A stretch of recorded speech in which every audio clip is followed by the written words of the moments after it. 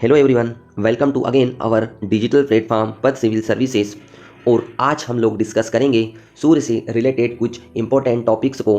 पिछले video lectures में हम कॉस्मोस से रिलेटेड निहारिका व आकाशगंगा तथा तारों का जन्म व विकास को डिस्कस कर चुके हैं। आप इसे प्ले लिस्ट में जाकर वॉच कर सकते हैं, जिसकी लिंक मैं डिस्क्रिप्शन बॉक्स में पेस्ट कर दूंगा। दोस्तों, ये सर्व विधि थे कि जो सूर्य है उसमें नाभिकीय संलयन की प्रक्रिया रेगुलर चल रही है, कंटिन्यू चल रही है, जिसके कारण जो इसका हाइड्रोजन है वो हीलियम में क्या हो रहा है, रेगुलर बदल रहा है। यानी कि एक वक्त ऐसा आएगा जब हाइड्रोजन पूर्णतः हीलियम में परिवर्तित हो जाएगा, यानी कि उसके बाद सूर्य की मृत्यु हो जाती है। क्लियर है? तो इसी के आधार पर सूर्य की संरचना को भी डिसाइड किया जाता है। तो सूर्य की जो संरचना है, रासायनिक संगठन के आधार पर इसमें जो हाइड्रोजन होता है वो होता है 71% और जो हीलियम होता है वो होता है 26.5%। ठीक है, और जो अन्य 2.5% बच जाता है उसमें लोहा, कार्बन और नियान होता है। देखिए, जो सूर्य होता है वो एक कैसा तारा है, तो सूर्य एक येलो स्टार है। कैसा स्टार है? एक पीला स्टार है।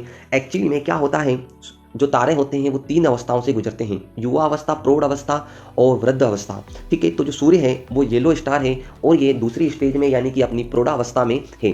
ठीक है, और यही इसके टेम्परेचर को भी निर्धारित करता है, यानी कि इसका टेम्परेचर ही इसके रंग को निर्धारित करता है।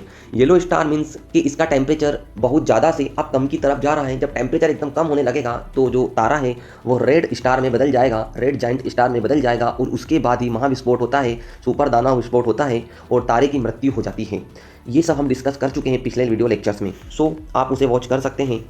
नेक्स्ट टॉपिक है हमारा फोटोस्फीयर। ठीक है, तो क्या होता है, जो सूर्य का अंदर का भाग होता है, आंतरिक भाग होता है, उसी को बोला जाता है फोटोस्फीयर।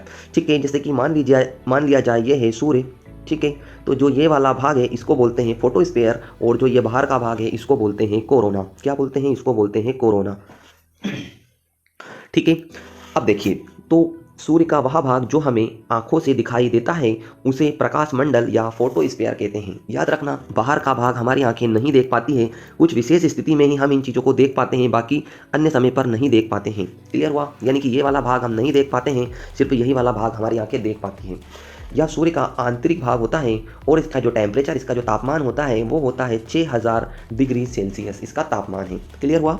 ये रेगुलर, लेकिन नाभिकीय संलयन की प्रक्रिया के कारण लेकिन रेगुलर ये कम होता जा रहा है। इस चीज़ को आप लोगों को याद रखना है, ये कांस्टेंट नहीं है। यानी कि एक समय ऐसा आएगा जब इसका टेम्परेचर धीरे धीरे धीरे धीरे कम होने लगेगा और इसका जो रंग है वो भी लाल कलर का होने लगेगा। नेक्स्ट टॉपिक है हमारा कोरोना। याद रखना, ये कोरोना भी हमने डिस्कस करा कि ये सूर्य का जो बाहर वाला भाग होता है, ठीक है, ये जो बाहर वाला भाग होता है इसी को बोलते हैं कोरोना। ठीक है, जो केवल कब दिखाई देता है? सूर्य ग्रहण के समय ही दिखाई देता है। ठीक है, और इसी वाले भाग को सूर्य किरीट या इसी को किरीट भी कहा जाता है, इसलिए आपको नाम याद रखना है। ये कोरोना वायरस वाला कोरोना नहीं है। एक्चुअली में जो कोरोना वायरस का जो नाम दिया गया है वो भी इसी से ही दिया गया है, क्योंकि जब आप उसका स्ट्रक्चर देखोगे कोरोना का, यानी कि वायरस वाला स्ट्रक्चर देखोगे, तो वो जो सन है उसका जो बाहरी संरचना है उससे मिलता जुलता ही है, इसलिए वैज्ञानिकों ने उसका नामकरण उस वायरस का कोरोना किया है।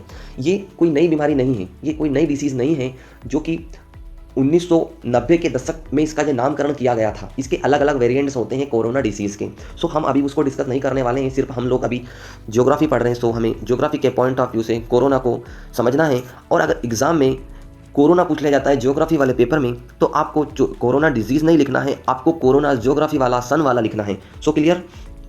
नेक्स्ट टॉपिक है हमारा सौर ज्वाला, सोलर फ्लेयर्स। देखो, ये है इमेज, और इमेज में आप देख रहे होंगे ये निकल रही है सौर ज्वाला। क्लियर हुआ? और ये सन है और सन से निकल रही है ये। ठीक है, और जहाँ से सौर ज्वाला निकल रही है आप इमेज में देखिए छोटे छोटे धब्बे बन चुके हैं यहाँ पर।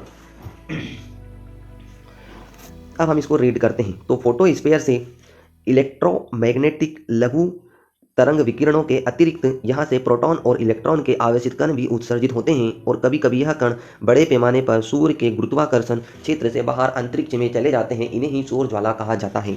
देखो, इसको अच्छे से समझिए। मान लिया जाए ये है सूर्य का आंतरिक भाग फोटोस्फीयर, और यहाँ से निकल रही हैं दो चीज़ें। क्या निकल रही हैं? यहाँ से इलेक्ट्रोमैग्नेटिक लघु तरंग विकिरणें भी निकल रही हैं, और यहाँ से प्रोटॉन भी निकल रहा है, और यहाँ से इलेक्ट्रॉन भी निकल रहा है। क्लियर हुआ? लेकिन क्या होता है, ये दोनों आवेशित कण जब सूर्य से बड़े पैमाने पर निकलेंगे, क्यों निकलते हैं? क्योंकि सूर्य की जो गुरुत्वाकर्षण शक्ति है उसमें परिवर्तन होता है, और इसके कारण, क्योंकि सूर्य सभी जितने भी ग्रह हैं, जितने भी उपग्रह हैं या अन्य जो भी तत्व हैं, जिनको जो भी कण हैं जो सौर मंडल में उपस्थित हैं, उनको अपनी गुरुत्वाकर्षण शक्ति के कारण ही अपनी ओर आकर्षित कर रहा है। लेकिन यदि ये गुरुत्वाकर्षण क्षेत्र से बाहर चले जाते हैं किन्हीं कारणों से, ठीक है, तो उनसे जो ज्वाला जैसी संरचना बनती है, ठीक है, तो उसी को बोला जाता है सौर ज्वाला। क्लियर हो गया। नेक्स्ट टॉपिक है हमारा अरोरा बोरियालिस व अरोरा ऑस्ट्रियालिस। जब इनकी इमेज को आप एक्चुअल में देखोगे तो ये बहुत ही शानदार से दृश्य होते हैं और इनको देखने की हमारी इच्छा जो होती है वो बहुत प्रबल होती है। इतने खूबसूरत दिखते हैं ये दोनों। सौर ज्वालाएं अभी हम डिस्कस कर चुके हैं। तो सौर ज्वालाएं या आवेशित कण जब पृथ्वी के वायुमंडल में प्रवेश करती हैं तो पृथ्वी के चुंबकीय क्षेत्र द्वारा ध्रुवों की ओर विक्षेपित हो जाती हैं और हवा के कणों से टकरा कर क्या करते हैं, ये रंगीन प्रकाश उत्पन्न करती है जिसे उत्तरी ध्रुव पर एवं दक्षिणी ध्रुव पर देखा जाता है। इन्हीं को ही उत्तरी ध्रुव और दक्षिणी ध्रुव पर क्रमशः अरोरा बोरियालिस और दक्षिणी ध्रुव पर अरोरा ऑस्ट्रियालिस कहते हैं। देखो कैसे याद रखना है। ऑस्ट्रियालिस में तो आपको किसी भी प्रकार का कोई डाउट नहीं होना चाहिए, क्योंकि जो आप ग्लोब में देखोगे इसको, तो ऑस्ट्रेलिया जो है ग्लोब के दक्षिण में स्थित है, तो दक्षिण से आप निकाल लोगे ऑस्ट्रियालिस और उत्तर में जो है अरोरा बोरियालिस है। इस तरीके से इसको लिखना है। क्लियर हुआ। नेक्स्ट टॉपिक है सौर कलंक। Very very important point of exam के पॉइंट ऑफ व्यू से। देखो इमेज में आप देखिए, ये है सौर ज्वाला जो कि रेगुलर निकल रही है। कहाँ से? अर्थ से निकल रही है। किस कारण से निकल रही है? सूर्य की गुरुत्वाकर्षण शक्ति से प्रोटॉन और इलेक्ट्रॉन के जो कण होते हैं वो बहुतायत में क्या हो जाते हैं, सूर्य का जो वायुमंडल है उससे बाहर चले जाते हैं, ठीक है, अंतरिक्ष में चले जाते हैं। तो वहाँ पर एक ब्लैक संरचना बनती है। ये आप इमेज में देखिए, छोटे छोटे डॉट्स, ये जो ब्लैक संरचनाएं होती है इन्हीं को ही कहते हैं सौर कलंक, सन स्पॉट कहा जाता है। तो सौर ज्वाला जहाँ से निकलती है वहाँ काले धब्बे से दिखाई देते पड़ते हैं, इन्हीं सौर कलंक कहते हैं, इन्हें ही सौर कलंक कहते हैं। या सूर्य के क्या होते हैं, अपेक्षाकृत ठंडे भाग होते हैं और सौर कलंक प्रबल चुंबकीय विकिरण भी उत्सर्जित करते हैं। अगर आपको मेंस के पॉइंट ऑफ व्यू से लिखना है एमपीपीएससी में 3 मार्क्स के क्वेश्चनों में, तो आपको क्या लिखना है कि सौर ज्वाला जहाँ से निकलती है वहाँ काले धब्बे दिखाई देते हैं, उन्हें ही सौर कलंक कहते हैं। देन आपको कॉमा लगाना है और फिर बताना है अपेक्षाकृत ठंडे भाग होते हैं, फिर कॉमा लगाना है और बताना है कि चुंबकीय विकिरण उत्सर्जित करते हैं। इस तरीके से 3 मार्क्स में इस क्वेश्चन को हमको लिखना होगा। नेक्स्ट है हमारा रेडियो फेड आउट, ठीक है। तो सौर ज्वाला जहाँ से निकलती है, देखो 3 घटनाएं होती हैं। क्या होती हैं? जो सौर ज्वाला निकलती है, ठीक है, सौर ज्वाला निकलने की घटना से ही रिलेटेड है ये क्या? Radio fade out. Radio fade out जो ये घटना है ये सौर कलंक से ही रिलेटेड है। तो क्या होता है, सौर कलंक क्या करते हैं? सौर कलंक प्रबल चुंबकीय विकिरण को क्या करते हैं? उत्सर्जित करते हैं, जो क्या करते हैं? सूर्य की बेतार संचार व्यवस्था को बाधित करते हैं और इससे रेडियो प्रसारण आदि में व्यवधान उत्पन्न हो जाता है। यानी कि जो वायरलेस इंफ्रास्ट्रक्चर है, वायरलेस इंफ्रास्ट्रक्चर को ये क्या करते हैं? प्रभावित करते हैं, ठीक है, उसमें इंटरप्ट डालते हैं। तो उसी घटना को बोलते हैं रेडियो फेड आउट और उसका जो कारण है वो सौर कलंक है, सन स्पॉट है, और यही से प्रबल चुंबकीय विकिरण उत्सर्जित होता है इन सौर कलंक से और उसके कारण वायरलेस इंफ्रास्ट्रक्चर क्या होता है? प्रभावित होता है और उसी को बोला जाता है रेडियो फेड आउट। इस तरीके से रेडियो फेड आउट को हम लिख सकते हैं। ये टॉपिक चर्चा में बहुत ज़्यादा रहता है, इसलिए मैंने इसको यहाँ पर मेंशन करने की कोशिश की है। नेक्स्ट है गोल्डीलॉक्स जोन। ये टॉपिक जब भी मंगल वाले ग्रह की बात होती है तब इसकी भी चर्चा होती है, इसलिए इसको यहाँ मेंशन करने की कोशिश की है।